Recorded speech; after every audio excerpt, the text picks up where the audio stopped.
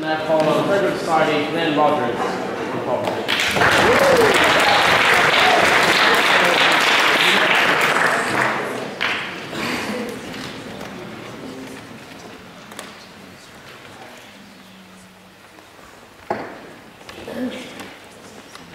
Mr. President, ladies and gentlemen of the University Philosophical Society, Mr. Rinder just spoke of the very well revered High Court of Australia, and today our really great government decided it would be a really great idea to put forward two absolutely deplorable amendments to a document which, for all intents and purposes, governs this country.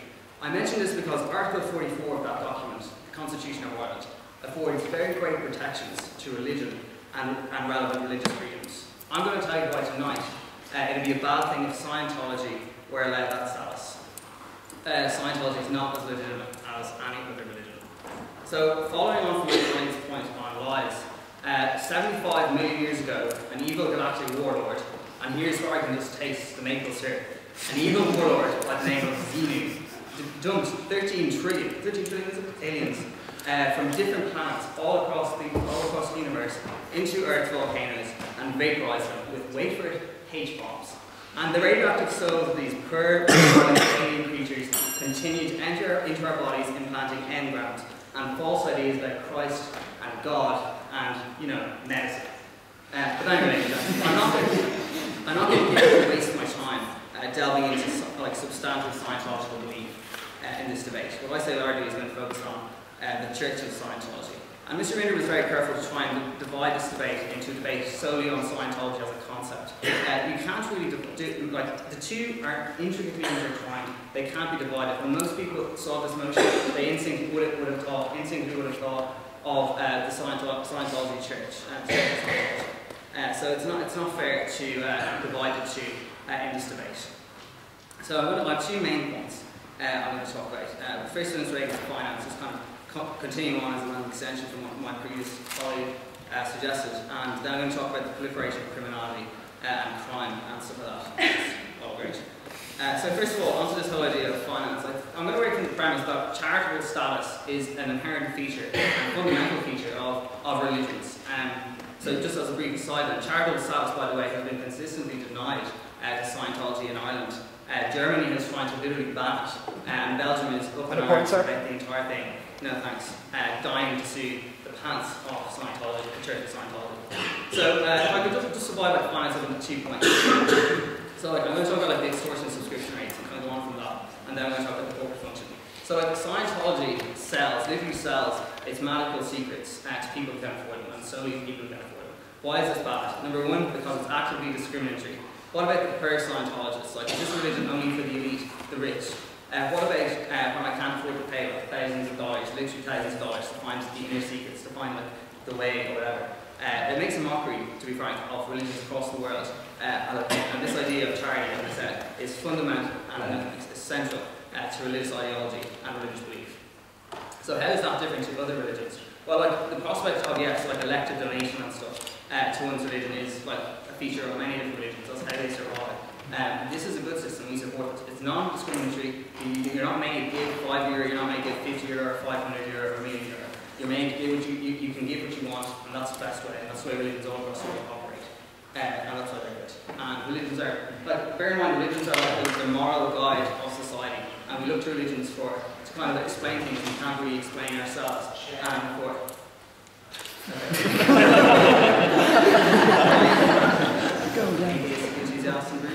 But anyway, so we looked at how can they claim to be for the common good, which sort of religions we tend to believe are. How can they call themselves off for being a religion when all they do is extort money and sorry, no. When I finish the plan, so also this whole idea now of corporate function. The administration of the Church in Scientology is literally more akin and has vastly more in common with a multifaceted transnational corporation with really swanky cruise line as a religion. They're fueled by the revenue that it takes in from uber wealthy clientele subscribers, fashionably including some of Hollywood's A-list airheads. And different divisions of Scientology, there's a training division, a technology division. These are exactly like a corporation. It's more analogous to a corporation, not a religion. like 1 + 1 no thanks equals 2, and Scientology is for all intents and purposes a corporation. It can't be religion, therefore. Great. Okay. Which is more extortionate? Catholic Church demanding 20 years of your life, Scientology asking you for a couple of $1,000. Well, first of all, I've heard a lot of comparisons here about the Catholic Church. We're not talking about the Catholic Church at all. Like, I'm not even saying the Catholic Church is great in comparison to Scientology. I don't think anyone the first time I saw it already got in it. But like, it's not about that. It's about money. That's what my point was on. So it's not really a point of information on my point. It's a point of what's relevant, basically. So anyway, like, onto this idea of like proliferation of criminality and respect for law, which we quoted, like Mr. Winter quoted the High Court of Australia, I quoted the Constitution. So, like, literally, Scientology presents no respect for any legal order which attempts to regulate it or exercise power over it. Like, attempts to establish itself across the globe have been met with resistance from lawmakers. Ireland is just one example, one of many. And given this, it uses underhanded, oftentimes illegal methods of recruiting members, getting the word out there, oftentimes claiming religious protection that hasn't been granted in those nominations. And that's obviously bad. Why? Because it undermines the rule of law. No thanks. And that's something I find pretty revolting. So it sees itself as outside the law and untouchable.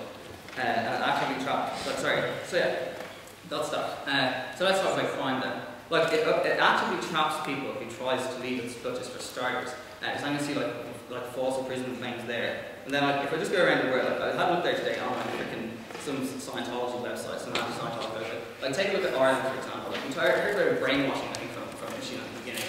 You kind of skirt over it. Like, there's a girl called Mary Johnson who's been fighting an 8-year legal battle in the Irish court, suing Scientology, saying that she underwent a personality change, like kind of a Bobby-esque thing, and her health suffered severely while she was undergoing this Scientology like processing to see if she was suitable to religion, which I'm sure basically consisted of vetting her bank account.